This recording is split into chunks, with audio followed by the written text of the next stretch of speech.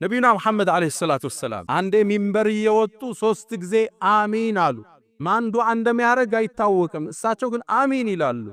ሰሃቦቹ ጠይቀዋቸው የአላህ መልእክተኛ ምንድነው አሚን ያልከው?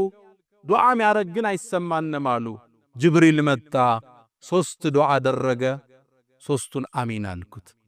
አሚን ካሉት ውስጥ የመጀመሪያው ያንተ ስም ተነስቶ ሰለዋት ያላወረደ ከአላህ እዝነት ይራቅ ብሏለኝ፣ አሚን አልኳል። ሁለተኛው ወላጆቹን አግኝቶ ጀነት ያልገባ ከአላህ ረሕመት ይራቅ አለኝ፣ አሚን አልኩት።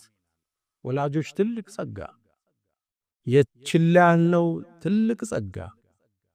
አንዳንዱ ወላጆቹን ሌላ የስቃይ ማዕከል ውስጥ ከቷቸዋል። ሶስተኛው ረመዳንን አግኝቶ ፈለም ይግፈር ለህ ፈዐብዐደሁ ላህ፣ ረመዳንን አግኝቶ ያልተማረ አላህ ከዝነቱ ያርቀዋለኝ፣ አሚን አለ።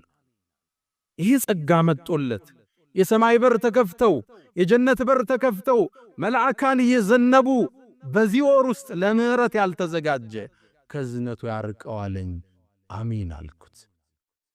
እንድንማር የመጣ ወር ነው ረመዳን።